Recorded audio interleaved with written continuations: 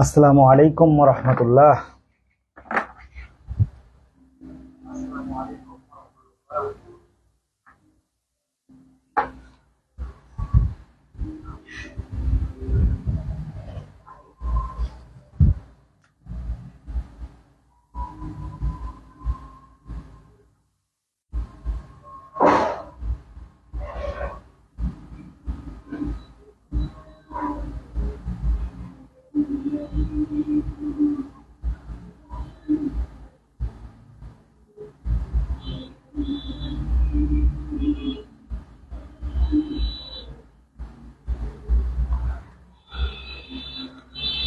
তাহলে আমরা এখন শিখব পরিপাক ও শোষণের লেকচার 6। পরিপাক এবং শোষণের লেকচার 6 এর ক্লাসটা এখন আমরা শুরু করব।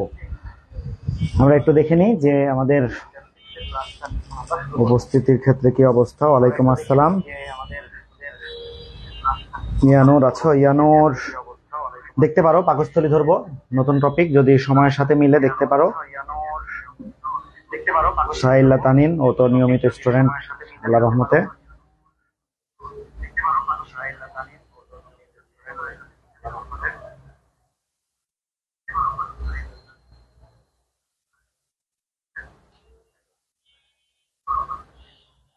ওকে,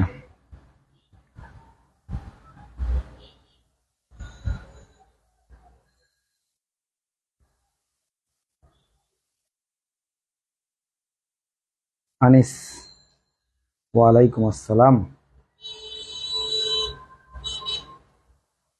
আচ্ছা, যারা আসবে পরে আশা করি তারা দেখে নিবে সবকিছু।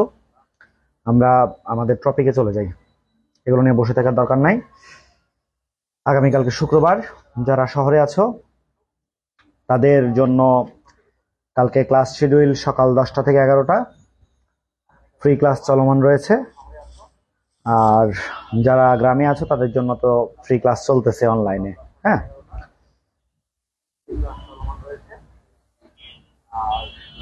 যাই হোক, তাহলে আজকে আমরা পড়বো পাকস্থলী, এরপর আমরা যকৃতে যাব। যকৃতের হয়তো বা 2টা লেকচার লাগবে। পাকস্থলী আমরা চেষ্টা করবো একটা লেকচারের মধ্যে শেষ করে ফেলার।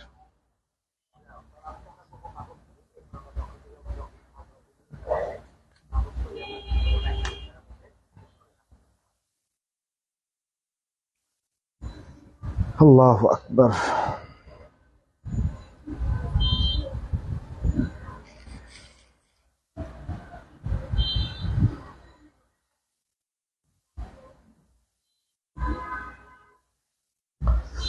ওকে, তাহলে আমাদের আজকের আলোচ্য বিষয় হচ্ছে পাকস্থলী বা স্টোমাচ। পাকস্থলী,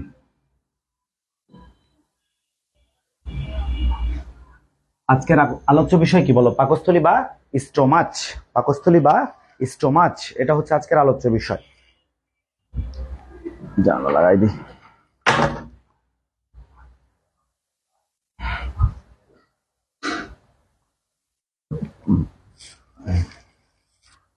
আচ্ছা, আমরা আজকে প্রজেক্টর অন করে রাখছি, কাজে আমরা চিত্র আঁকবো। খেয়াল করো যে এই যে অন্ননালী, অন্ননালী, তো কথা হচ্ছে আমরা তো গত ক্লাসে শেষ করেছিলাম মুখগহ্বরে খাদ্য পরিপাক, তাই না? তো মুখের মধ্যে হলো, যা হওয়ার হলো, মুখের মধ্যে বোলাস তৈরি হলো। এই বোলাসটা কিন্তু এবার আসবে অন্ননালীতে। অন্ননালীতে এসে এই অন্ননালীর পেশির সংকোচন প্রসারণের মাধ্যমে, পেশির সংকোচন প্রসারণের মাধ্যমে সেই বোলাসগুলো কিন্তু পাকস্থলীতে আসবে। তাহলে এই যে অন্ননালীর পেশির সংকোচন প্রসারণের মাধ্যমে যে খাদ্যবস্তুর এক স্থান থেকে অন্য স্থানে গমনের প্রক্রিয়া, সেটাকে আমরা বলি পেরিস্টালসিস। পেরিস্টালসিস, আমি একটু ভেঙে ভেঙে লিখতেছি বোঝানোর জন্য। পেরিস্টালসিস মানে পেরিস্টালসিস, আচ্ছা ট্যাট হয়ে গেছে, সরি। পেরিস্টালসিস। দেখো, বায়োলজির মধ্যে পেরি শব্দটার অর্থ হচ্ছে চারপাশে। বায়োলজির মধ্যে পেরি শব্দের অর্থ চারপাশ। স্টাল শব্দের অর্থ চাপ। সিস মানে বোঝায় প্রক্রিয়া, তার মানে চারপাশ থেকে চাপ দেওয়ার একটা প্রক্রিয়া। এই যে অন্ননালী আছে, এটা চারপাশ থেকে একটা চাপ তৈরি হবে। তাহলে এই সংজ্ঞাটা পরীক্ষাতে আসতে পারে। আমরা কিভাবে লিখবো বলো, যে পরিপাক নালীর সংকোচন প্রসারণের মাধ্যমে, পরিপাক নালীর বললে ভালো হয়, অন্য নালীরও বলতে পারো, যাই হোক, পরিপাক নালীর সংকোচন প্রসারণের মাধ্যমে, পরিপাক নালীর সংকোচন প্রসারণের, পরিপাক নালীর সংকোচন প্রসারণের মাধ্যমে খাদ্যবস্তুর এক স্থান থেকে অন্য স্থানে গমনকে, খাদ্যবস্তুর এক স্থান থেকে অন্য স্থানে গমনকে, এক স্থান থেকে অন্য স্থানে গমনের প্রক্রিয়া।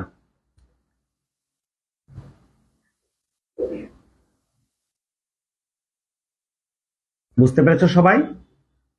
তাহলে আমরা যে খাবারটা গলদকরণ করি, এই গলদকরণ করার পর কিন্তু অন্ননালী একটা চাপ প্রয়োগ করে, এবং সেই অন্ননালী বা পরিপাক নালীর পেশির চাপ দ্বারাই কিন্তু খাবারটা আস্তে আস্তে পাকস্থলীর দিকে যায়। এবং কথাটা ভালো করে বোঝো, আস্তে আস্তে পাকস্থলীর দিকে যায়, ঠিক আছে, হুট করে যায় না।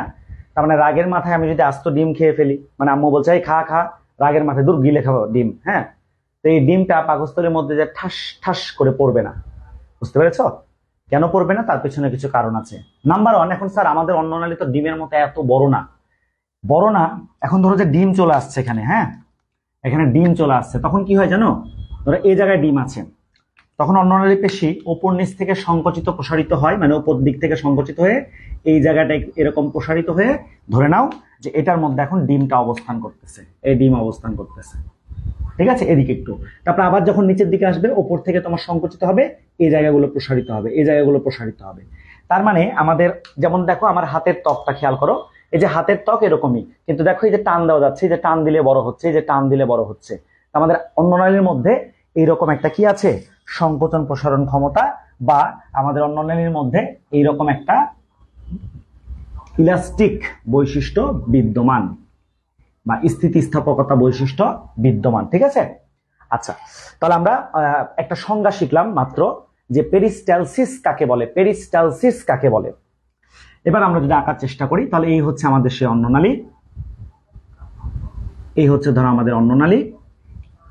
তো দেখা যায় যে অন্ননালী থেকে এরকম গম্বুজের মতো একটা জায়গায় একটু গম্বুজের মতো উঠে যাবে, ঠিক আছে, এরকম গম্বুজের মতো গঠন বিশিষ্ট একটা ত্বক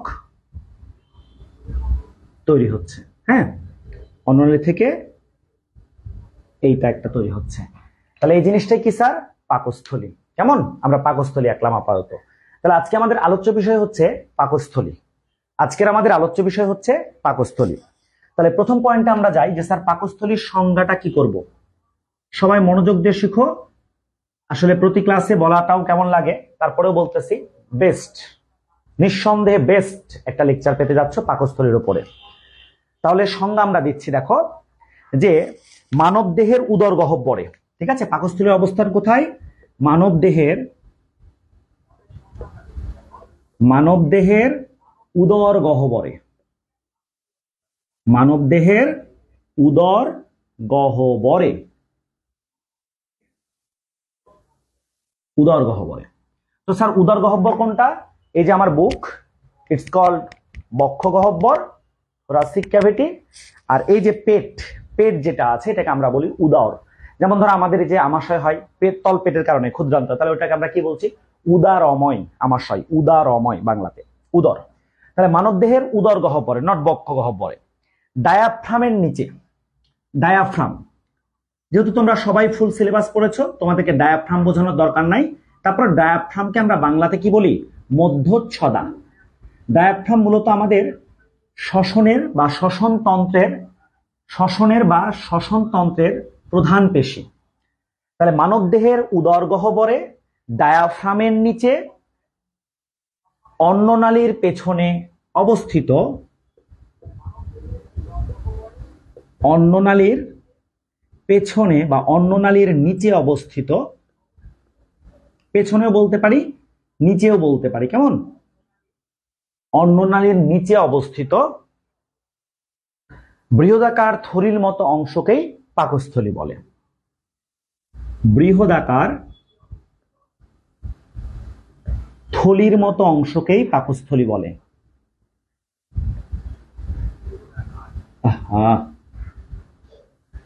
বৃহদাকার থলির মতো অংশকে পাকস্থলী বলে।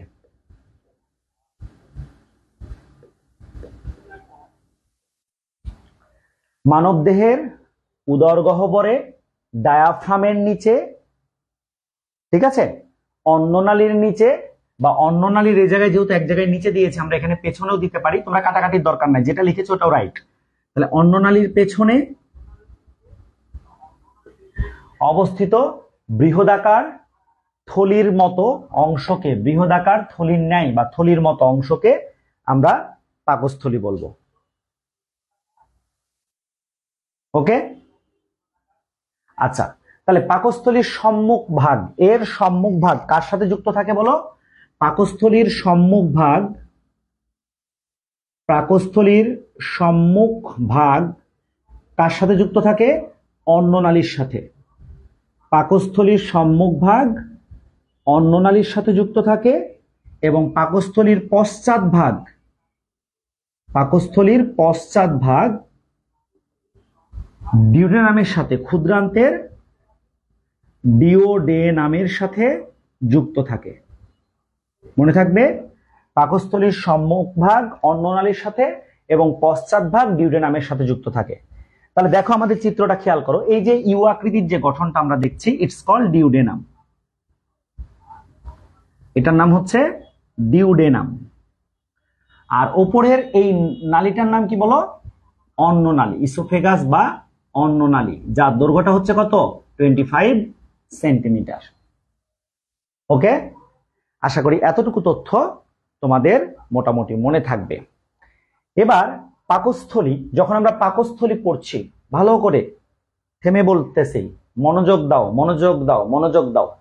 পাকস্থলী, এই যে প দিয়ে পড়তেছো, মনে রাখবা এই যে টপিকটা আমি পড়াচ্ছি, আগেই বলেছিলাম অধ্যায় 3 বেশিরভাগ বিষয় 3, বেশিরভাগ, কেন সব বলতে পারেন নাই? পাকস্থলী তার একটা অন্যতম কারণ। পাকস্থলী প, তার মানে পাকস্থলী নিয়ে আমরা যাহা শিখিব তাহার অনেকগুলোই হচ্ছে প বা 5, প বা 5। কারণ দেখো যে পাকস্থলী উল্টা 5-এর মতো, অনেকটা উল্টা 5-এর মতো। তাহলে আমরা যেটা মনে রাখতে পারি, যে পাকস্থলী এই শব্দটার সাথে যেটা মনে রাখবা সেটা হচ্ছে 5। পাকস্থলীর সাথে কি মনে রাখবো? 5। হ্যাঁ, কিছু রাইটারের বইয়ে 4 বলছে, কিছু রাইটারের বইয়ে 4 বলছে। আমি দুইটাকেই সমান গুরুত্ব দিয়েই পয়েন্টগুলো তৈরি করার চেষ্টা করছি। কিছু রাইটারের বইয়ে বা বাইরের দেশের বইয়ের মধ্যে কেউ কেউ 5 বলছে, কেউ কেউ 4 বলছে। কেন 5 এবং 4-এর পার্থক্য সেটা বলে দিচ্ছি তোমাকে। আচ্ছা, এরপর আমরা যাব, দেখো লিখো, পাকস্থলী 4 বা 5টি অঞ্চল নিয়ে গঠিত। তাহলে এটি 4 অথবা 5টি অঞ্চল নিয়ে গঠিত। এটি 4 অথবা 5টি অঞ্চল নিয়ে গঠিত।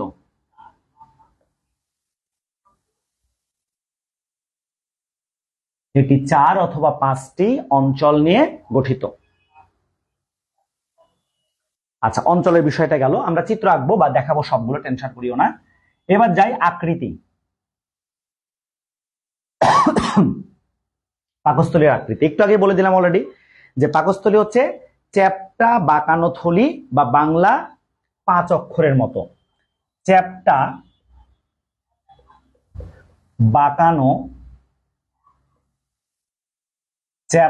বাঁকানো থলি বা বাংলা 5, মানে উল্টো 5, আসলে উল্টো 5 মনে রাখবা, উল্টো 5 অক্ষরের মতো, এরকম বলবো আমরা, বাংলা উল্টো 5 অক্ষরের মতো।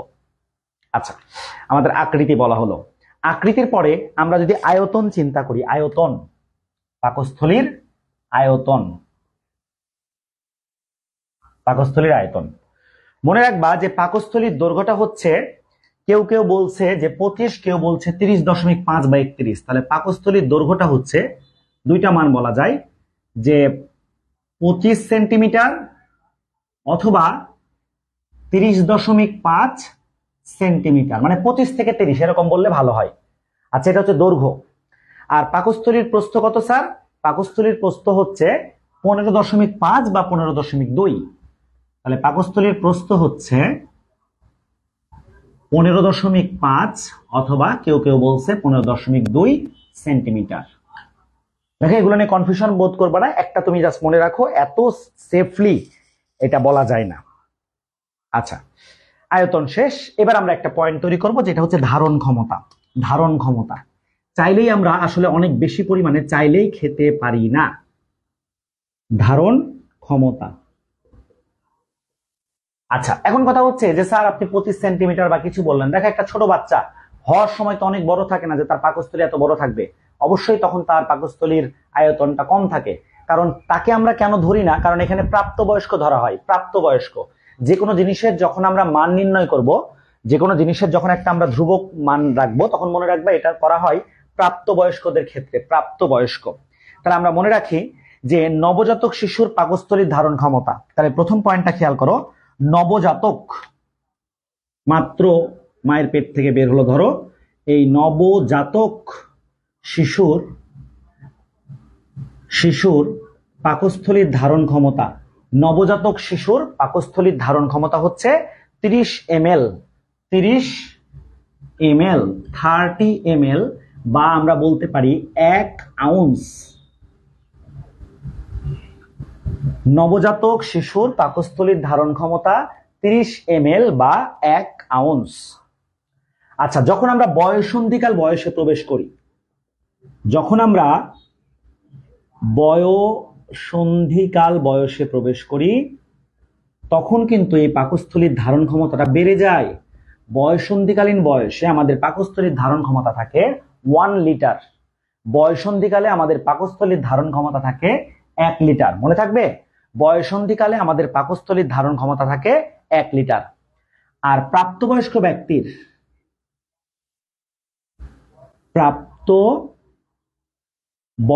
ব্যক্তির পাকস্থলীর ধারণ ক্ষমতা হচ্ছে 1.5 থেকে 2 লিটার।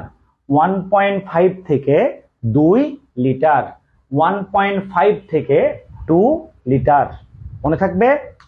আশা করি তোমরা বুঝতে পেরেছো ইনশাআল্লাহ। 1.5 থেকে 2 লিটার। মনে থাকবে? আশা করি তোমরা। ওকে, এবার আমরা যাব হচ্ছে একটু আরেকটা তথ্য দিয়ে দিই, তারপর আমরা চিত্র তো ওখানে এঁকেছি, চিত্রের সাথে একটু বর্ণনা বা চিত্রের প্রাচীরগুলোর নাম আমরা একটু শিখাই দিব।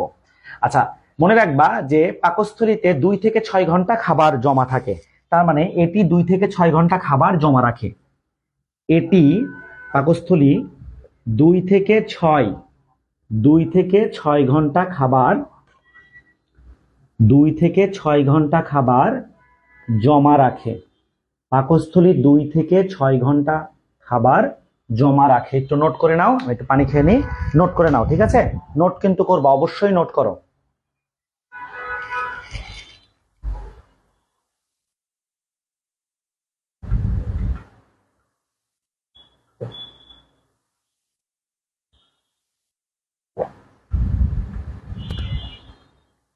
আল্লাহ,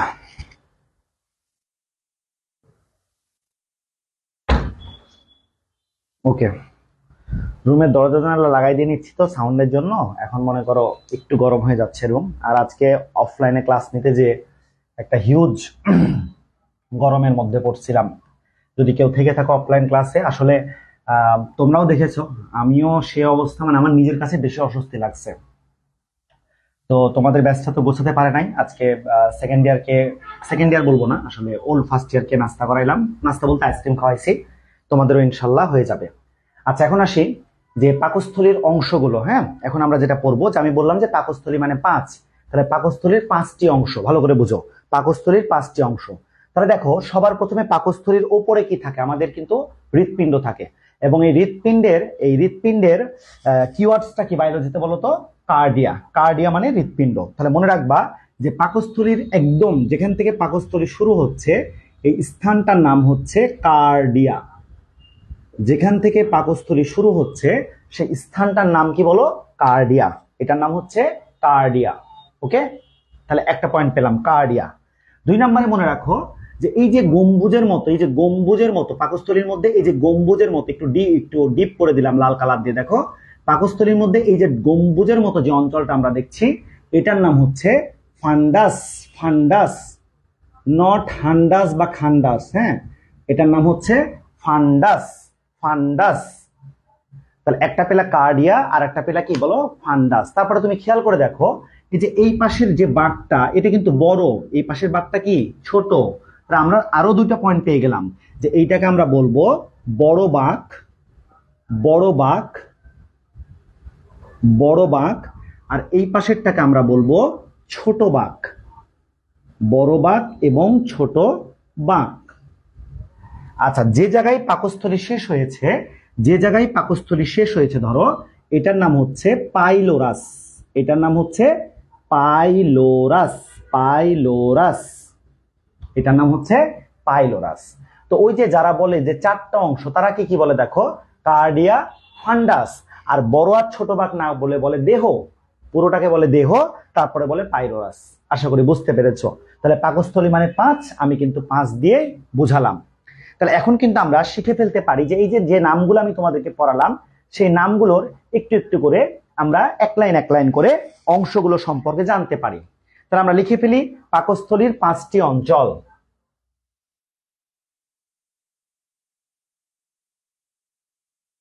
পাকস্থলীর 5টি অঞ্চল, পাকস্থলীর 5টি অঞ্চল। আচ্ছা, কি কি অঞ্চল? তাহলে আমরা লিখি নামগুলো, দেখো 1 নাম্বার হচ্ছে কি কার্ডিয়া, 1 নাম্বার হচ্ছে কার্ডিয়া, কার্ডিয়া।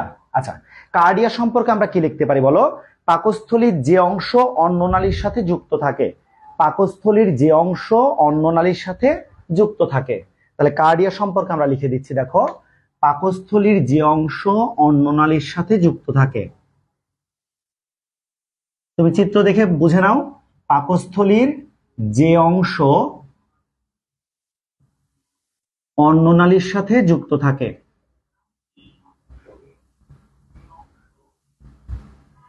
পাকস্থলীর যে অংশ অন্ননালীর সাথে যুক্ত থাকে তাকে কার্ডিয়া বলে। এতটুকু বললেই হবে, পাকস্থলীর যে অংশ অন্ননালীর সাথে যুক্ত থাকে তাকে কার্ডিয়া বলে।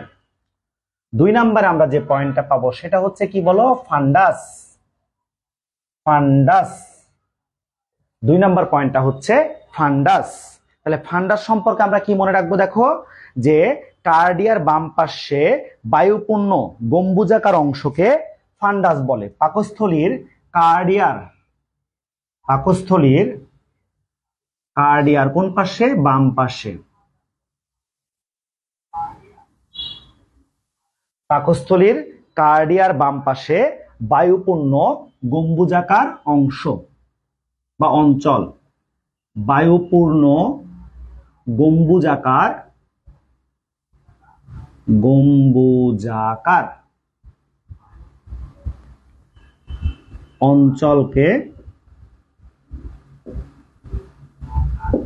অঞ্চলকে আমরা বলবো ফান্ডাস। কোনো লাইন না বুঝলে আমাকে কিন্তু একটু বলিও, পাইলোরাস। আচ্ছা, ফান্ডাস, আনিস, আনিস, আচ্ছা আনিস তো ওখানে আছে। ও হ্যাঁ আনিস, যদি এই অধ্যায়টা থাকে তোমার তুমি করো, না থাকলে স্পিড দিয়ে পরে দেখে নিও, কেমন? আমি আরো কিছু অধ্যায় আস্তে আস্তে দিচ্ছি, ঘাসফড়িং এর দিচ্ছি, তুমি জানো। আমি চেষ্টা করতেছি তোমাদের ব্যাচের গুলো সবগুলো ইনশাল্লাহ তোমরা অনলাইনে পেয়ে যাবা। আনিসের তো তুমি যেখানে এমনিতে আছো, তার পাশাপাশি তুমি কিন্তু আমার কাছেও আছো, এটা তুমি জানো, বা এসএসসি তে ছিলা। তাহলে ওই বিষয়টা আমি দেখবো ইনশাল্লাহ সর্বোচ্চ। এরপর আমরা পড়ি 3 নাম্বার পয়েন্টটা, যেটা হচ্ছে বড় বাঁক। বড় বাঁক, বড় বাঁক। আচ্ছা, বড় বাঁকের ক্ষেত্রে যেটা মনে রাখবা, বড় বাঁকের ক্ষেত্রে যে বাম পাশে, পাকস্থলীর বাম পাশে উত্তল বাঁকানো অংশ, পাকস্থলীর বাম পাশে, পাকস্থলীর বাম পাশে উত্তল বাঁকানো অংশকে, উত্তল বাঁকানো অংশকে বড় বাঁক বলে। উত্তল বাঁকানো অংশ, উত্তল বাঁকানো অংশকে বড় বাঁক বলে। 4 নাম্বার আমরা বলতে পারি ছোট বাঁক। 4 নাম্বারে কি বলবো বলো? ছোট বাঁক। ছোট বাঁক। আচ্ছা, ছোট বাঁকের কি বলবো বলো? ডান পাশে অবতল বাঁকানো অংশ। ডান পাশে অবতল, পাকস্থলীর ডান পাশে, পাকস্থলীর ডান পাশে অবতল বাঁকানো অংশ বা অঞ্চল।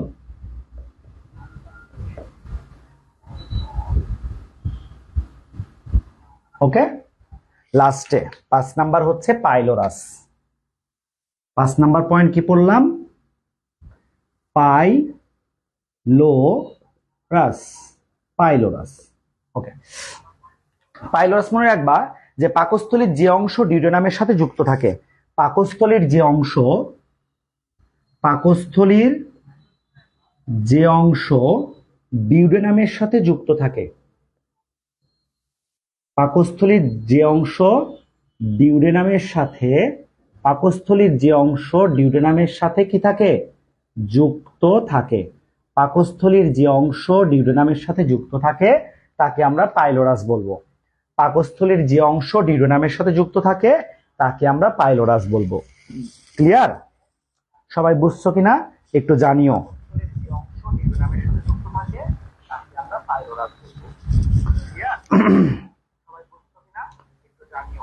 আচ্ছা, আমাদের মধ্যেই আছে আমাদের লোহাগড়ার কে দেখতেছো ক্লাস?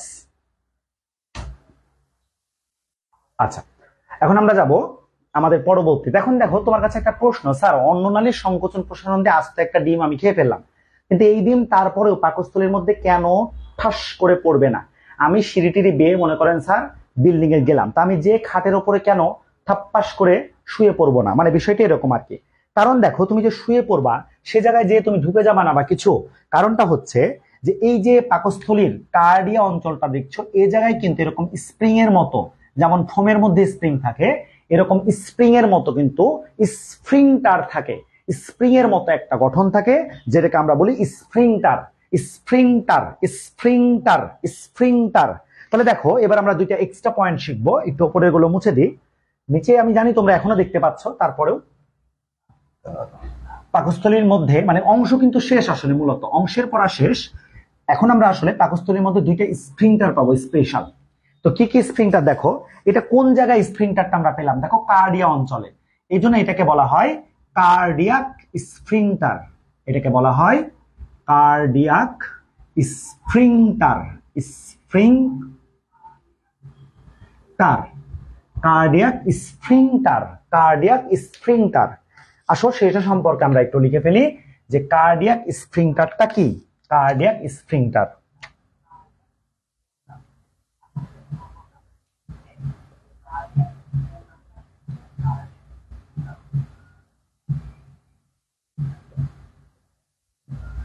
Cardiac sphincter. আচ্ছা, কার্ডিয়াক স্প্রিংটার সম্পর্কে আমরা এরকম লিখতে পারি যে পাকস্থলী এবং অন্ননালীর সংযোগস্থলে, পাকস্থলী এবং অন্ননালীর সংযোগস্থলে বা অন্ননালী এবং পাকস্থলীর সংযোগস্থলে, পাকস্থলী ও অন্ননালীর সংযোগস্থলে, পাকস্থলী ও অন্ননালীর সংযোগস্থলে, সংযোগস্থলে যে স্প্রিংটার থাকে, যে স্প্রিংটার থাকে তাকে আমরা বলবো কার্ডিয়াক স্প্রিংটার। স্প্রিংটার মানে কি বলতো? স্প্রিং এর মতো গঠন। স্প্রিংটার বলতে কি বোঝাচ্ছে এখানে? স্প্রিং এর মতো গঠন। স্প্রিংটার বলতে এখানে আমরা বুঝছি স্প্রিং এর মতো গঠন, স্প্রিং এর মতো গঠন, স্প্রিং এর মতো গঠন। ওকে, আচ্ছা আরেকটা পয়েন্ট দেখাই। এরপরে দেখো পাকস্থলীর যে জায়গায় কিন্তু এই যে পাইলোরাসটা আছে, পাইলোরাস, এই যে পাইলোরাস আছে এই পাইলোরাসের এইখানেও কিন্তু এরকম স্প্রিং এর মতো গঠন বিদ্যমান এরকম। তাহলে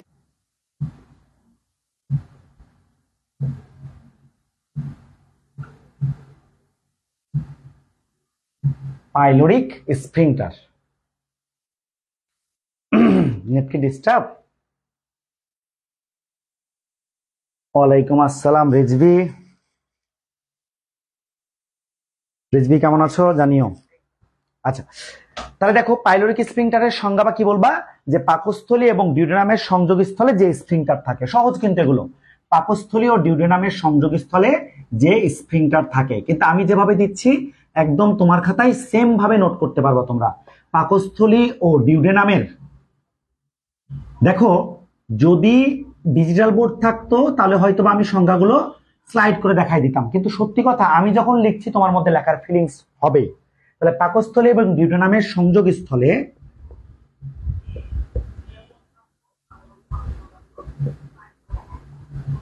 পাকস্থলী এবং ডিউডেনামের সংযোগস্থলে যে স্ফিংটার থাকে, যে স্ফিংটার থাকে তাকে আমরা বলবো পাইলোরিক স্ফিংটার। তাকে আমরা কি বলবো? Pyloric sphincter, pyloric sphincter. ওকে, লিখার নোট শেষ করো, লিখার নোট শেষ করো। আমি তোমাদেরকে শর্টকাট, আমি দেখো আধা ঘন্টা ক্লাস হয়েছে কিন্তু আমাদের খুব স্লো স্লো আজকে। আমি একদম তোমাদেরকে চেষ্টা করতেছি ধরে ধরে সবকিছু বলার জন্য আর কি। হ্যাঁ, ধরে ধরে সবকিছু বলার জন্য।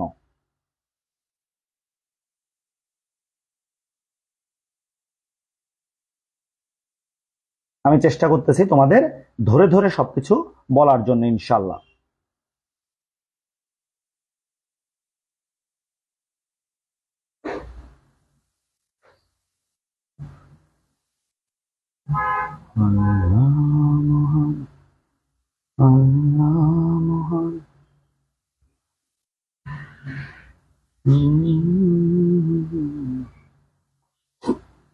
ওকে, তোমরা লিখার কাজ চালাই যাও, তোমরা লিখার কাজ চালাই যাও, আমি বাকিটা দেখতেছি।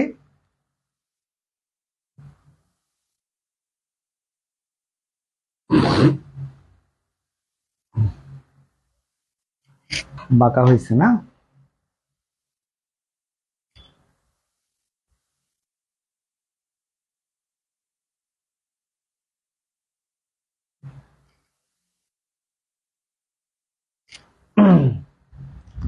আমি জানি যে এটা আর একটু পিছনে নিয়ে গেলে হবে, তোমরা জাস্ট আমাকে সময় দিতে হবে না। আমি মোটামুটি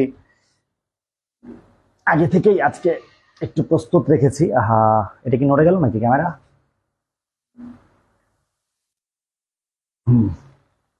ক্যামেরা নড়ছে কিনা?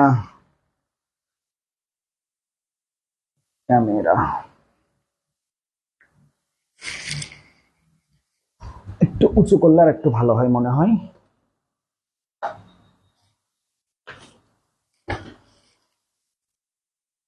বেশি উঁচু হয়ে গেছে না?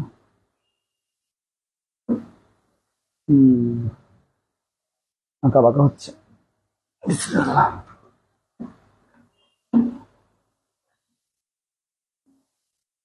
ওকে, এটা তোমরা দেখতে পাবা ইনশাল্লাহ। পারফেক্ট।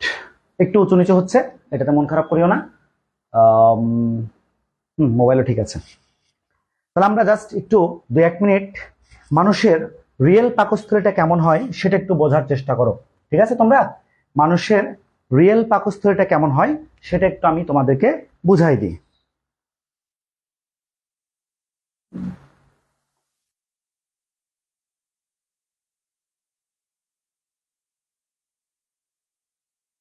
আমাদের এই কই স্মার্ট ভিউ কই, ঘেমে যাচ্ছি। আচ্ছা, লেখাগুলো মুছে ফেলি, কারণ তোমরা লেখাগুলো অলরেডি আশা করি আমি তোমরা পেয়ে গেছো। আমি লেখাগুলো মুছে ফেলি তোমাদের জন্য।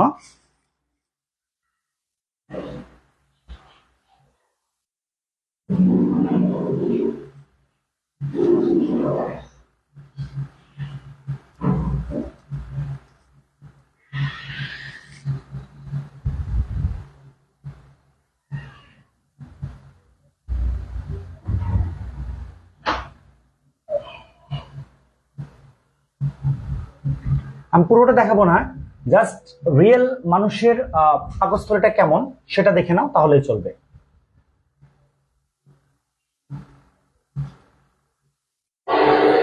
Stomach. Stomach is the most dilated part of the digestive tube. Length 25 centimetre.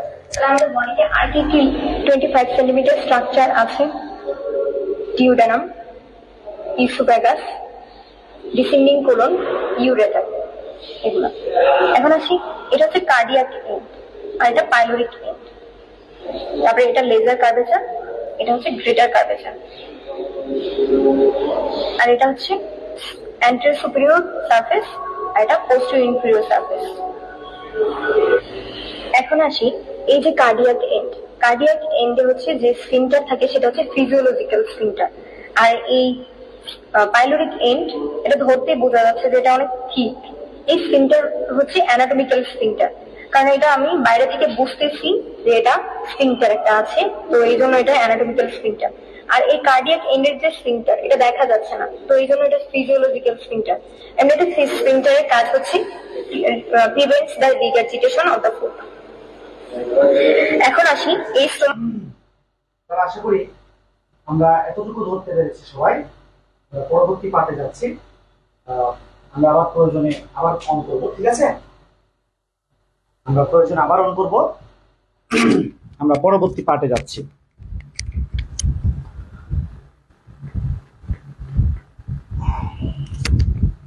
একটু হলেও তোমরা আশা করি এটা রিয়েল বা একটা মেডিকেলের ক্লাসের অংশ থেকে তোমাদেরকে দেখালাম, তো সেখান থেকে আশা করি তোমরা এটা বুঝতে পেরেছো। তাহলে পাকস্থলীর আমরা পড়লাম হচ্ছে 5টি অংশ সম্পর্কে বা 5টি অঞ্চল সম্পর্কে পড়ে ফেললাম।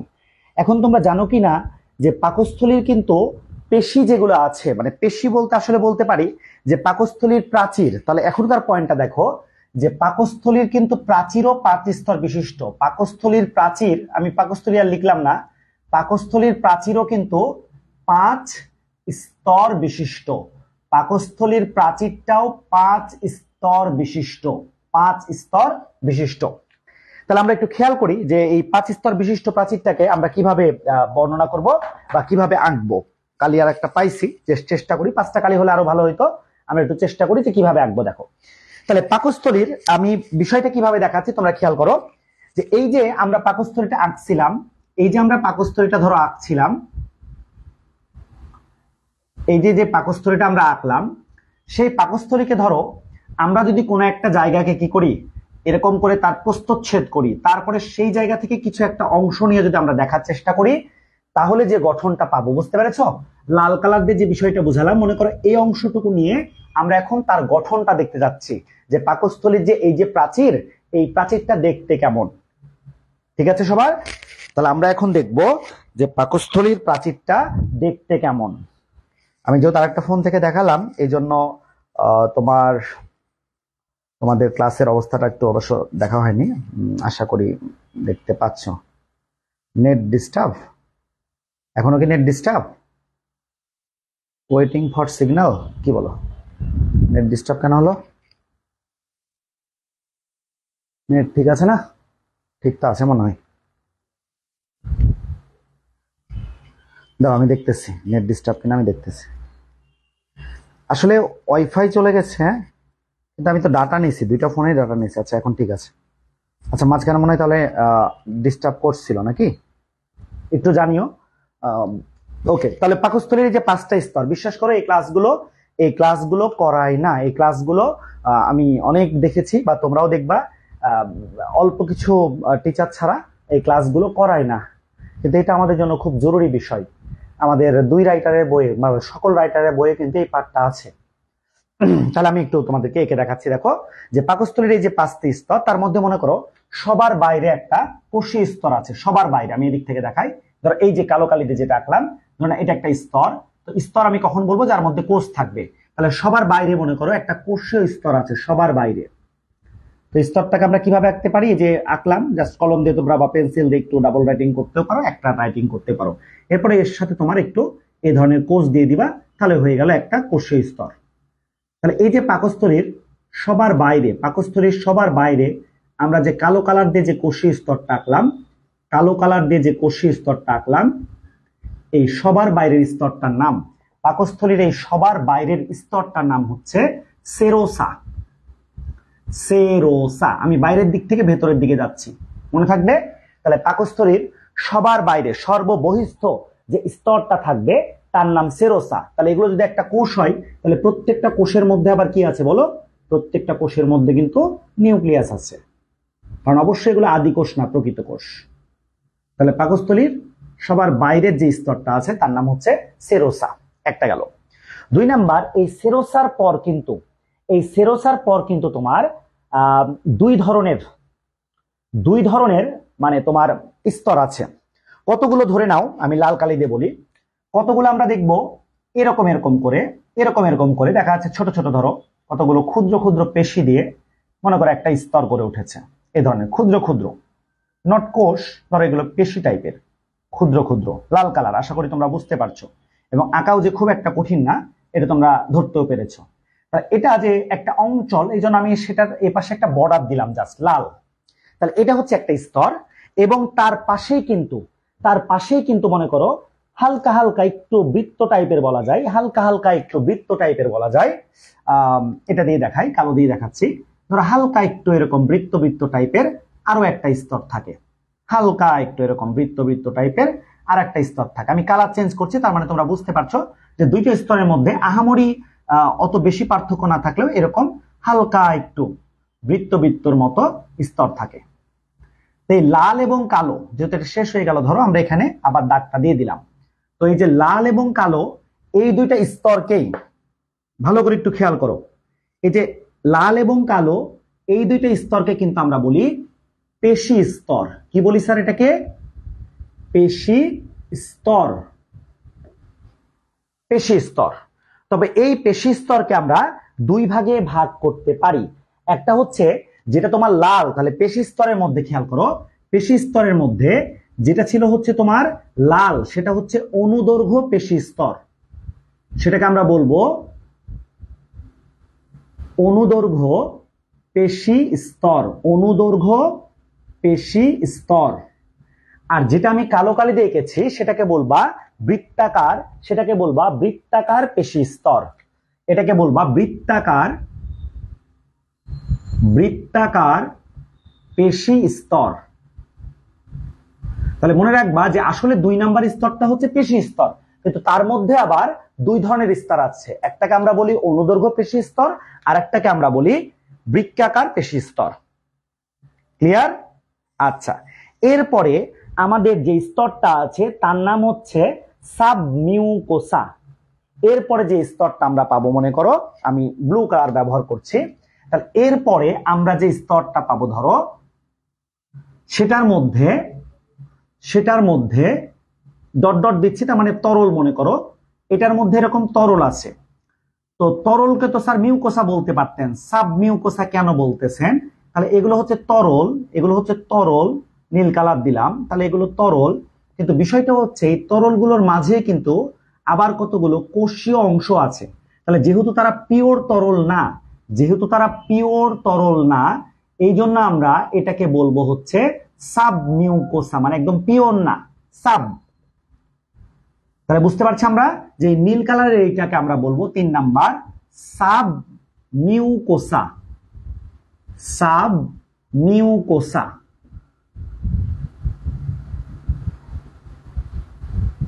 সাবমিউকোসা স্তর। তাহলে 3 নাম্বার স্তরের নাম কি স্যার? সাবমিউকোসা স্তর।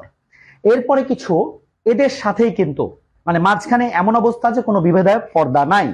তাহলে এদের পাশেই মনে করো, সাথেই এই সাবমিউকোসার একদম সাথেই কতগুলো এরকম পেশির মতো কতগুলো তোমার তরলের মধ্যে। তার আগে পেশিগুলো এঁকে নি, তাহলে আমি সবুজ কালার দিয়ে যে আঁকতেছি এগুলো হচ্ছে পেশি ধরে নাও। তাহলে এই পেশির মতো বা পেশির মধ্যে এগুলো পেশি সবুজ কালার, এবং তার মধ্যেও কিন্তু তরলগুলো আছে। তাহলে ওইখানে তরলের মধ্যে কোষ ছিল, আর এইখানে তরলের মধ্যে পেশি আছে। মনে করো পেশি আছে, যদিও দুইটা আলাদা আলাদা স্তর, তারপরেও আমরা মাঝখানে কোনো বিভেদক পর্দা দিচ্ছি না। তাহলে এই যে সবুজ কালার দিয়ে যে স্তরটা আমি করলাম, এটার নাম হচ্ছে তোমার মাসকিউলারি মিউকোসা। মাসল মানে পেশি, তোমরা জানো। তাহলে এটার নাম হচ্ছে মাসকিউলারি মিউকোসা।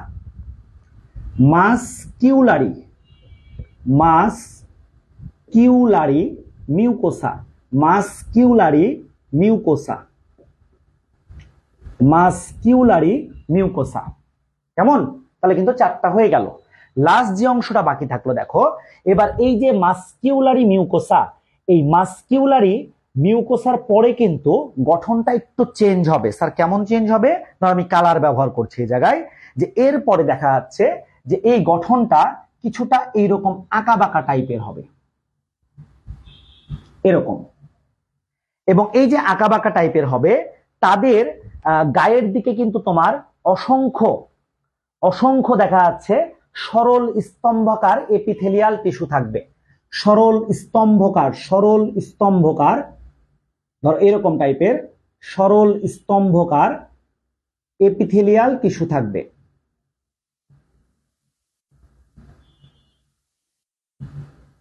সরল স্তম্ভকার, নীলকালি ডাকতেছি বুঝতে পারছো, সরল স্তম্ভকার এপিথেলিয়াল টিস্যু থাকবে।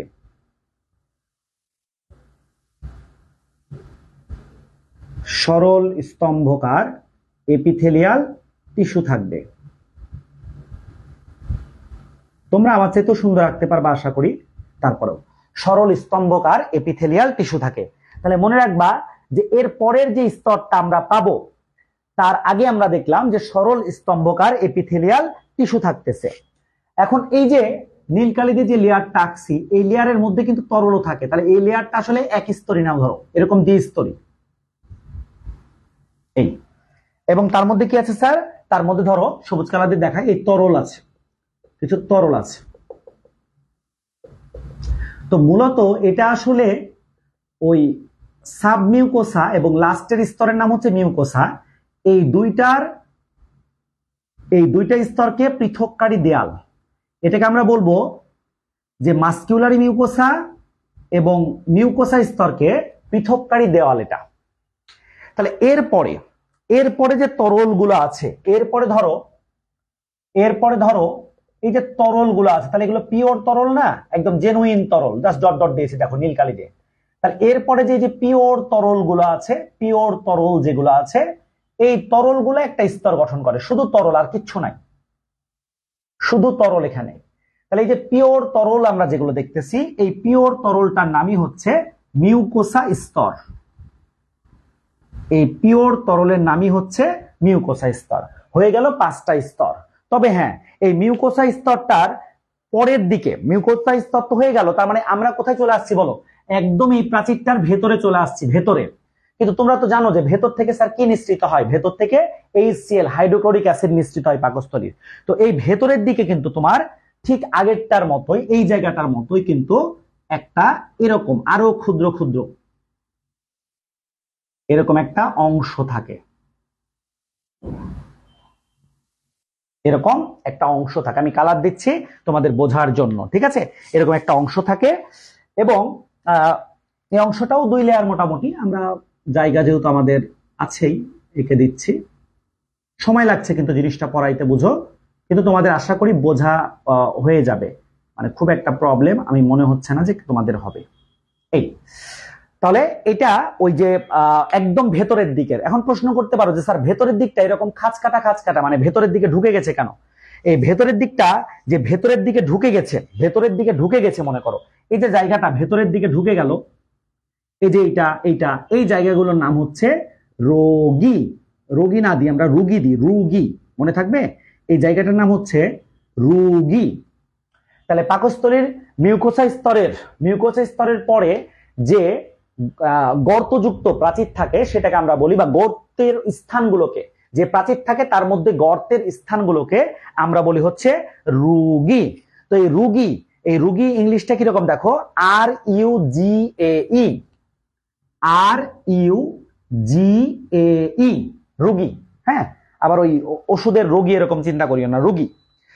আচ্ছা, এইবার এই যে ভেতরে খাঁজ কাটা অংশ আমরা দেখছি, এগুলোর মধ্যে কিন্তু তোমার প্রায় 3.5, এগুলোর মধ্যে প্রায় 3.5 মিলিয়ন গ্যাস্ট্রিক পিট থাকে। তাহলে এইগুলোর মধ্যে, এই জায়গাগুলোর মধ্যে, এইগুলোর মধ্যে ধরো এরকম আমি ছোট ছোট করে দেখাচ্ছি, যেহেতু অনেকগুলো আছে। তাহলে এগুলোর মধ্যে কি আছে? আমি একটু উপরে চলে যাই। 3.5 মিলিয়ন গ্যাস্ট্রিক পিট আছে, পিট।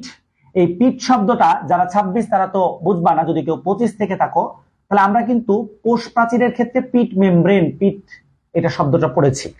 পিট, পিট বলতে বাংলাতে কূপ, তাহলে গ্যাস্ট্রিক কূপ আছে। তাহলে একদম পাকস্থলীর যেটা ভেতরের স্তর, সেই ভেতরের স্তরের পরেই কিন্তু এই গ্যাস্ট্রিক কূপগুলো অবস্থিত। পিট মানে কূপ। কতগুলো আছে? 3.5 মিলিয়ন, 3.5 মিলিয়ন গ্যাস্ট্রিক কূপ থাকে, গ্যাস্ট্রিক পিট থাকে। তাহলে এই গ্যাস্ট্রিক পিট গুলো কি করে বলতো? এবার আসতেছে এখান থেকে, দেখো এই গ্যাস্ট্রিক পিট গুলো কিন্তু গ্যাস্ট্রিক গ্রন্থি ধারণ করে। এই গ্যাস্ট্রিক পিট গুলো কিন্তু গ্যাস্ট্রিক গ্রন্থি, গ্যাস্ট্রিক পিট গুলো গ্যাস্ট্রিক গ্রন্থি ধারণ করে। তাহলে এগুলোর মধ্যেই গ্যাস্ট্রিক গ্রন্থিগুলো থাকে, গ্যাস্ট্রিক পিটগুলোর মধ্যেই গ্যাস্ট্রিক গ্রন্থি থাকে। প্রিন্স, তুমি তো আজকে পরে আসছো, এমনিতে ছিলা। আচ্ছা, তাহলে গ্যাস্ট্রিক গ্রন্থি ধারণ করছে। এখন দেখো গ্যাস্ট্রিক গ্রন্থিগুলো কি করবে? গ্যাস্ট্রিক রস ক্ষরণ করবে। তাহলে গ্যাস্ট্রিক গ্রন্থিগুলো কি করে? গ্যাস্ট্রিক রস ক্ষরণ করে। গ্যাস্ট্রিক গ্রন্থিগুলো কিন্তু গ্যাস্ট্রিক রস ক্ষরণ করে।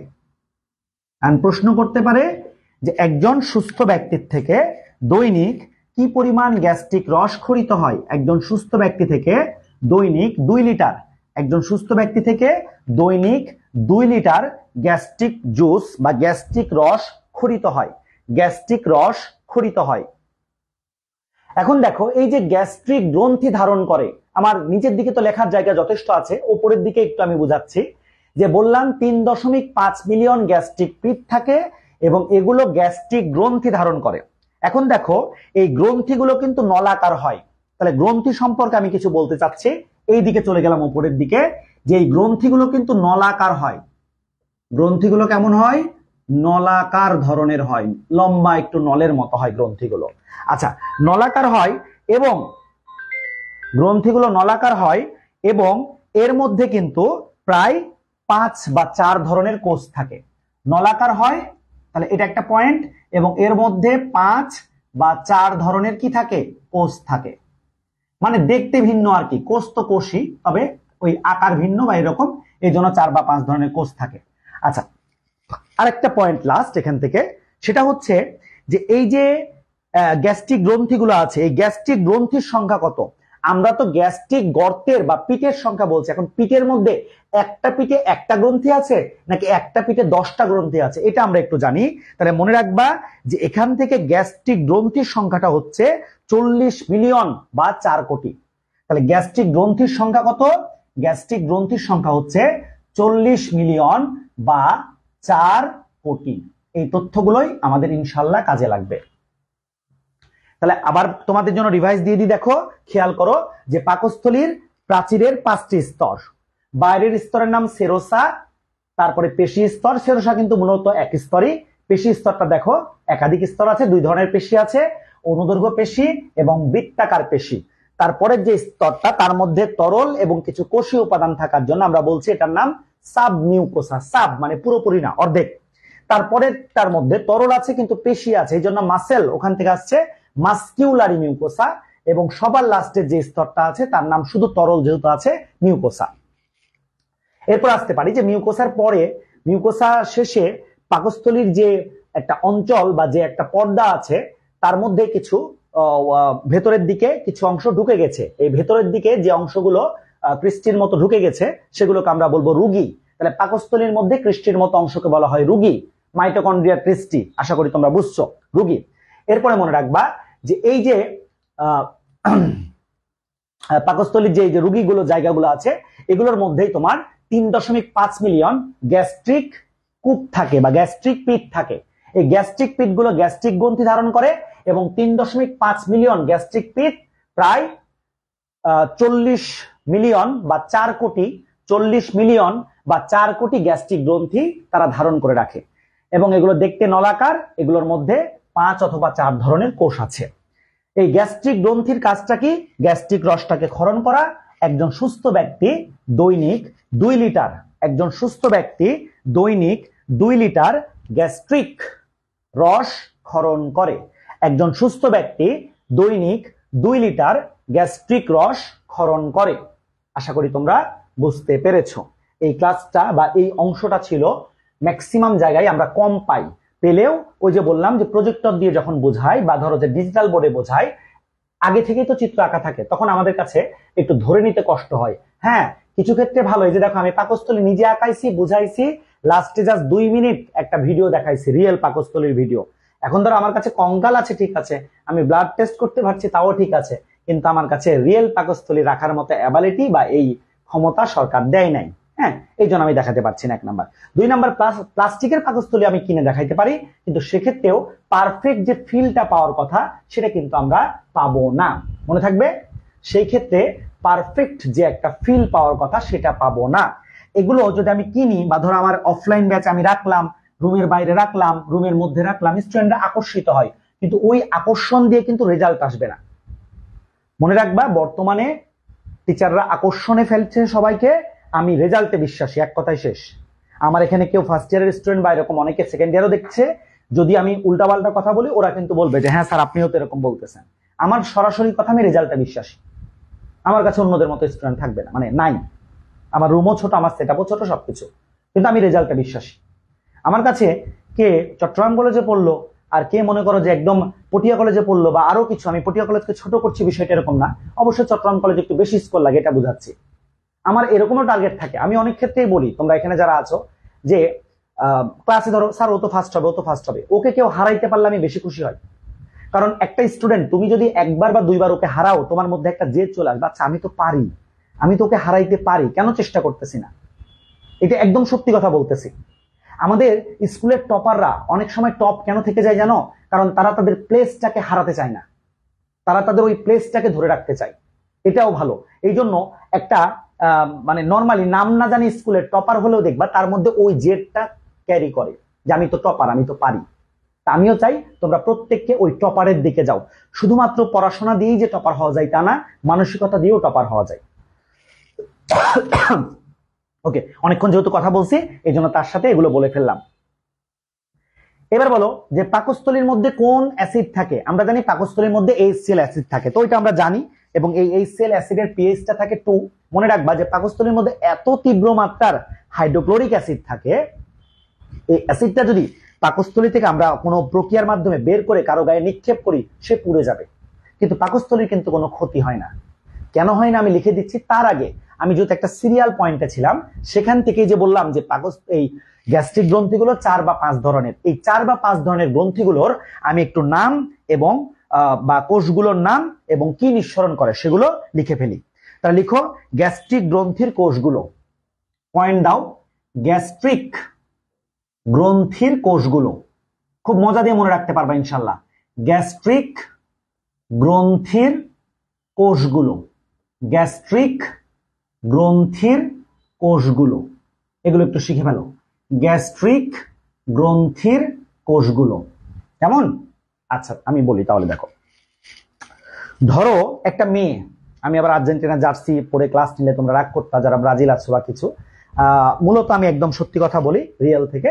আমি ছোটবেলায় যখন মোটামুটি একটু বুঝছি, ধরো 2006-এর কথা মনে আছে, তখন এই যে মেসি খেললো বা কিছু, দেখা যাচ্ছে তখন থেকে তার খেলা ভালো লাগে, এই হিসাবে তার ফ্যান। আমি নিজে আসলে ফুটবলটা এত ভালো খেলতে পারি না, আর আমি ফ্যান হওয়ার চাইতে নিজের পারফরমেন্স একটু মানে আমার ভালো লাগে। ধরো একটা বাংলাদেশের খেলা চলছে, কিন্তু ওই জায়গায় যদি কেউ বলে ভাই চলেন আমরা খেলে আসি, আমি ওইদিকে দৌড় দিব, আমি ওইদিকে দৌড় দিব। হ্যাঁ, আবার তোমরা কিন্তু আবার অনেকে আছো, তোমরা যারা ক্লাস করছো বা পরে দেখবা, তোমরা কিন্তু অনেকে আছো যারা শান্ত এবং লিটনের অসাধারণ ফ্যান। তাদের জন্য আমার পক্ষ থেকে এক বালতি সমবেদনা, কারণ তোমরা অবশ্যই কাপ জিতবা, তোমরা অবশ্যই কাপ জিতবা।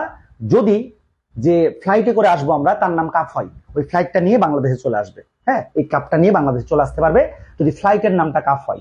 তাছাড়া এই দেখা যাবে যে USA কেন, 2 দিন পরে উগান্ডা, নাইজেরিয়া, হ্যাঁ, তারপরে তোমার বারমুডা, মালয়েশিয়া, মালদ্বীপ, এগুলোর কাছেও হারবো আমরা। তাহলে গ্যাস্ট্রিক গ্রন্থির কোষগুলো, গ্যাস্ট্রিক গ্রন্থির আমরা কোষগুলো, যে গল্প থেকে আসলাম আর যে কথাটা রিয়েল বলতেছিলাম, হ্যাঁ মেসির খেলা ভালো লাগে। আমি অ্যাজ ইউজুয়াল একজন ফুটবল মানে ফুটবল খেলা ভালো লাগে হিসাবে ধরো মেসিকে পছন্দ করি বা এরকম কিছু। কিন্তু যখন আমি দেখলাম যে আর্জেন্টিনা আর্জেন্টিনা ফিলিস্তিনের বিরুদ্ধে যখন ভোট দিছে তারপর থেকে কিন্তু ওই শুধু অতটুকু জায়গা ছাড়া ভালোবাসার আর কোনো জায়গা পাচ্ছি না। কারণ যেখানে বিশ্বের স্পেন, তারপরে তোমার যারা আমেরিকাকে এতদিন সাপোর্ট দিয়ে আসছে, তারা পর্যন্ত ফিলিস্তিনকে একটা আলাদা রাষ্ট্র হিসাবে স্বীকৃতি দিয়ে ফেলতেছে। আর তুমি কোন ছোট একটা গরিব একটা দেশ, সত্যি কথা গরিব একটা দেশ আর্জেন্টিনা, তুমি এটা নিয়ে করতেছো অনেক কিছু।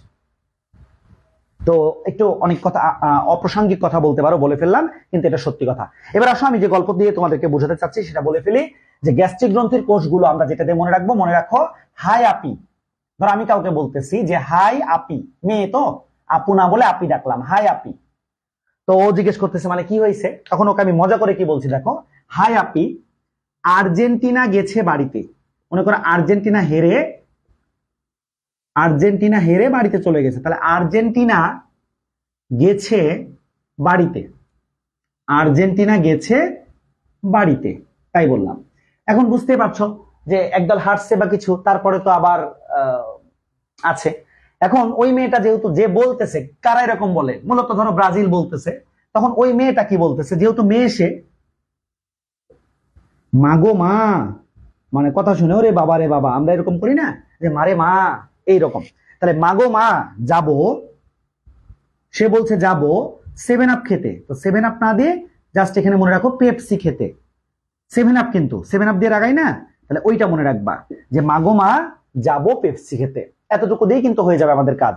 হাই আপি, আর্জেন্টিনা গেছে বাড়িতে, মাগো মা, মেয়েটা বলতেছে মাগো মা যাবো পেপসি খেতে।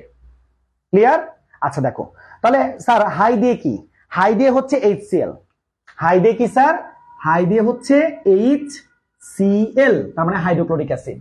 তো এই যে হাইড্রোক্লোরিক অ্যাসিড, এটা পাকস্থলীর কোন কোষ থেকে নিঃসৃত হয়? এটা পাকস্থলীর সরেয়া আর কি, মূলত এটা মনে রাখবা অক্সেন্টিক। কোষটার নাম হচ্ছে অক্সেন্টিক কোষ, অথবা প দিয়ে মনে রাখবা প্যারাইটাল কোষ। অক্সেন্টিক কোষ অথবা প্যারাইটাল কোষ, তার মানে প্যারাইটাল কোষের অপর নাম কি, অক্সেন্টিক কোষ। তাহলে ওই যে বলেছিলাম পাকস্থলী মানে প, অলরেডি কিন্তু অনেকগুলো প পড়ে ফেলছি আমরা। তাহলে পাকস্থলীর পাকস্থলীর শেষের যে অংশটা তার নাম হচ্ছে কি, পাইলোরাস। প পড়েছি আমরা। পাকস্থলীর প্রাচীর 5টা পড়েছো, পাকস্থলীর অঞ্চল বা অংশ 5টা পড়েছো, অলরেডি কিন্তু আমরা পড়ছি প, খেয়াল রাখো। তাহলে হাই আপি শেষ হলো। আর্জেন্টিনা দিয়ে যেটা মনে রাখবা সেটা হচ্ছে আর্জেন্টাফিন কোষ। ভাবতে পারো স্যার আপনি তো অন্য নাম দিতে পারতেন, আমার কোনো শত্রুতা করে দিচ্ছি না, মনে রাখার জন্য দিচ্ছি। তাহলে আর্জেন্টিনা, আচ্ছা আমি আবার আর্জেন্টিনা কেন লিখছি, আর্জেন্টাফিন কোষ, এটার নাম হচ্ছে আর্জেন্টাফিন কোষ। এই আর্জেন্টাফিন কোষটা কি করে দেখো, গ্যাস্ট্রিক ইন্ট্রিনসিক ফ্যাক্টর ক্ষরণ করে। তাহলে গেছে দিয়ে যেটা মনে রাখবা, কালো দিয়ে লিখি, আচ্ছা নীল ব্যবহার করি, সমস্যা নাই। গেছে দিয়ে মনে রাখবা যে এই আর্জেন্টাফিন কোষ কি নিঃসরণ করে, গ্যাস্ট্রিক, যেহেতু পাকস্থলীর জন্য গ্যাস্ট্রিকটা কমন, গ্যাস্ট্রিক ইন্ট্রিনসিক ফ্যাক্টর বলতে জিন আর কি, এক ধরনের। তাহলে গ্যাস্ট্রিক ইন্ট্রিনসিক ফ্যাক্টরটা ক্ষরণ করছে। তো এই ফ্যাক্টরটা কি করতেছে দেখো, এই ফ্যাক্টরটা বাড়িতে দিয়ে মনে রাখবা B12। তো B12 কি, ভিটামিন B12। তাহলে বাড়ি দিয়ে বা দিয়ে মনে রাখবা B12। তবে তার আগে যে কথাটা মনে রাখবো যে ভিটামিন B12 শোষণ করে। তাহলে আর্জেন্টাফিন কোষ গ্যাস্ট্রিক ইন্ট্রিনসিক ফ্যাক্টর ক্ষরণ করে যা বাড়িতে, তার মানে ভিটামিন B12 শোষণ করে, কি করে, শোষণ করে। একটু কঠিন, যদি এই ছন্দ দিয়ে না পড়াইতাম আরো মুখস্থর মতো মনে হইতো। এখনো এই জায়গাটা একটু কঠিন লাগলো, তারপরেও তোমাদের কিছু কিছু মনে থাকবে।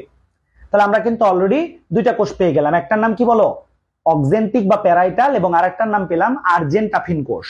3 নম্বরে আসো, মাগো মা দিয়ে মনে রাখবা মিউকাস কোষ।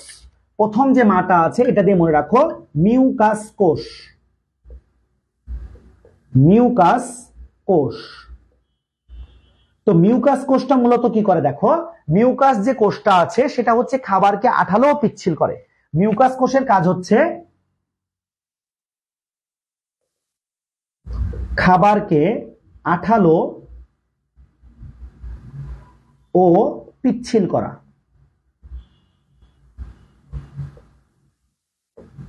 এটা কিন্তু আমরা ওই মুখগহ্বরের ক্ষেত্রেও পড়েছিলাম, তাহলে এটা আর এক্সট্রা পড়তে হচ্ছে না। তাহলে ম দিয়ে গেল বা ম একার দিয়ে গেল মিউকাস কোষ, মা গো মা। এই যে গো, গো বানানটা কি বলো, জিও। তাহলে এই যে গকার দিয়ে মনে রাখবা জি কোষ, জি কোষ, এটাকে বলা হয় জি কোষ, মা গো জি কোষ। তো জি কোষটা মূলত কি করে, গ্যাস্ট্রিন হরমোন ক্ষরণ করে, গ্যাস্ট্রিক হরমোন ক্ষরণ করে। তাহলে জি কোষের কাজটা কি দেখো, জি কোষের কাজটা হচ্ছে গ্যাস্ট্রিন, গ্যাস্ট্রিন। এমনি তোমরা জিজ্ঞেস করতে পারো যে স্যার গ্যাস্ট্রিন হরমোনের কাজটা কি। গ্যাস্ট্রিন হরমোন ক্ষরণ করে মূলত যখন পাকস্থলীর মধ্যে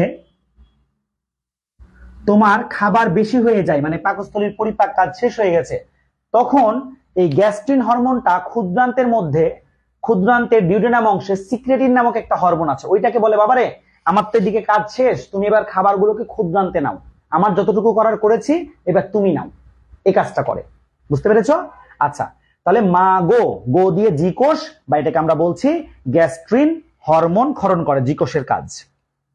আর গ্যাস্ট্রিন হরমোনটা কি করবে, গ্যাস্ট্রিক জুসের ক্ষরণ নিয়ন্ত্রণ করবে। গ্যাস্ট্রিক হরমোনটা গ্যাস্ট্রিক জুসের ক্ষরণটা নিয়ন্ত্রণ করবে। হরমোনের কাজ তো কোনো কিছু নিয়ন্ত্রণ করা, বুঝতে পারছো? আচ্ছা, এটা হবে যাবো, যাবো বর্গীয় জ দিলে ভালো হতো, যাবো দিয়ে মনে রাখবা জাইমোজেনিক কোষ, যাবো দিয়ে মনে রাখবা জাইমোজেনিক কোষ, জাইমোজেনিক, জাইমোজেনিক কোষ। অথবা এটার আর একটা নাম আছে দেখো, তাহলে জব, তো জব করে সে ভাব নিচ্ছে, তার মানে এটাকে আমরা বলতে পারি যে সে যেহেতু চিফ গেস্ট এই জন্য চিপ কোষ। তাহলে জাইমোজেনিক কোষের অপর নাম কি, চিপ কোষ। চিপ কোষের অপর নাম কি, জাইমোজেনিক কোষ। তো এই যে জাইমোজেনিক কোষ তারা কি করে দেখো, পেপসি, তাহলে যাবো পেপসি খেতে, এই পেপসি দিয়ে মনে রাখবা পেপসিনোজেন ও গ্যাস্ট্রিক লাইপেজ ক্ষরণ করে। তাহলে পেপসি দিয়ে মনে রাখবা, পেপসি দিয়ে মনে রাখবা, এটা কিন্তু এই জাইমোজেনিক কোষেরই কাজ, জাইমোজেনিক কোষের কাজ, নিচে না লিখে উপরে লিখলাম। তাহলে এরা হচ্ছে পেপসিনোজেন, যেটা প্রোটিনকে ভাঙবে, এই পেপসিনোজেন ক্ষরণ করে। পেপসিনোজেন কিওয়ার্ডসে পড়াইছি, জেন থাকলে নিষ্ক্রিয়, তাহলে পেপসিনোজেন ও গ্যাস্ট্রিক লাইপেজ, এগুলো কিন্তু এনজাইম, হ্যাঁ, গ্যাস্ট্রিক লাইপেজ ক্ষরণ করে। বাস, এটা দিয়ে কিন্তু মনে থাকবে তোমাদের। মিলিয়ে নাও সবাই। হাই আপি আর্জেন্টিনা গেছে বাড়িতে, মাগো মা যাবো পেপসি খেতে। হাই দিয়ে কি দেখো, হাই দিয়ে হচ্ছে HCl, hydrochloric acid, hydrochloric acid. আপির আ দিয়ে বা অ দিয়ে অক্সেন্টিক, প দিয়ে প্যারাইটাল। আর্জেন্টিনা দিয়ে আর্জেন্টাফিন কোষ, আর্জেন্টাফিন কোষ। গেছে দিয়ে মনে রাখবো যে আর্জেন্টাফিন কোষের কাজটা হচ্ছে গ্যাস্ট্রিক ইন্ট্রিনসিক ফ্যাক্টর ক্ষরণ করা, যেটা আবার বাড়িতে ভিটামিন মানে B12 কে শোষণ করবে, যেটা আবার ভিটামিন B12 কে শোষণ করবে। তারপরে আসো মা গো মা, মা দিয়ে হচ্ছে মিউকাস কোষ, যেটা খাবারকে আঠালো এবং পিচ্ছিল করে। গো দিয়ে হচ্ছে জি কোষ, গো দিয়ে হচ্ছে জি কোষ, যেটা গ্যাস্ট্রিন হরমোন ক্ষরণ করে বা গ্যাস্ট্রিন হরমোনটা নিঃসরণ করে, এবং সেটা আবার গ্যাস্ট্রিক জুস, কি পরিমাণ গ্যাস্ট্রিক জুস খরিত হবে সেটা সে নিয়ন্ত্রণ করে, জি কোষ, জি। আচ্ছা, পরের মাঠে এমনি দিয়েছি যাবো, যাবো দিয়ে হচ্ছে জাইমোজেনিক কোষ বা চিপ কোষ, আর পেপসি দিয়ে হচ্ছে পেপসিনোজেন ও গ্যাস্ট্রিক লাইপেজ ক্ষরণ করা। তার মানে জাইমোজেনিক কোষের কাজই হচ্ছে পেপসিনোজেন ও গ্যাস্ট্রিক লাইপেজটাকে ক্ষরণ করা, পেপসিনোজেন ও গ্যাস্ট্রিক লাইপেজটাকে ক্ষরণ করা।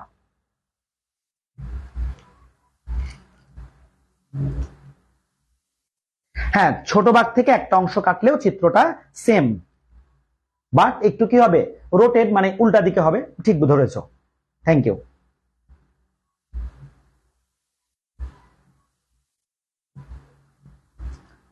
বন্ধু ইহানের ছবি দেখছিলাম। মনে হচ্ছে। ওকে, তো আজকে আমাদের 11টা 15 বেজে গেছে। আমি চেষ্টা করেছিলাম বরাবর 10টায় শুরু করতে, পাকস্থলী পুরোপুরি শেষ হয় নাই, তবে 60 থেকে 70% শেষ হয়ে গেছে। তোমরা ক্লাসটা করেছো, কেমন লাগছে এটা তোমরাই জানো নিজেরা। পার্সোনালি টেকনিক গুলো রাখবা, নিজের কাছে রাখবা, মনে রাখবা যে পড়া শেয়ার করা ভালো, তবে যেহেতু রেজাল্টের একটা প্রতিযোগিতা আছে, অন্যান্য স্যার বা অন্যরাও কিন্তু কোনো না কোনো টেকনিক দিয়ে পড়াও, তো যে টেকনিক গুলো ইউনিক লাগবে সেই টেকনিক গুলো নিজের কাছে রেখে দাও। সেটা তোমাকে এমসিকিউ তো অন্যের চাইতে 1 মার্ক আগাই দিবে। এই 1 মার্ক, 0.5 এগুলোই কিন্তু আমাদেরকে অ্যাডমিশন লাইফে ভালো প্লেসে দেওয়ার জন্য কার্যকর। তো আজকের মতো এখানেই বিদায় নিচ্ছি। সবাই ভালো থাকবা, ইনশাল্লাহ দেখা হবে পরবর্তী ক্লাসে। আসসালামু আলাইকুম ওয়া রাহমাতুল্লাহি ওয়া বারাকাতুহু।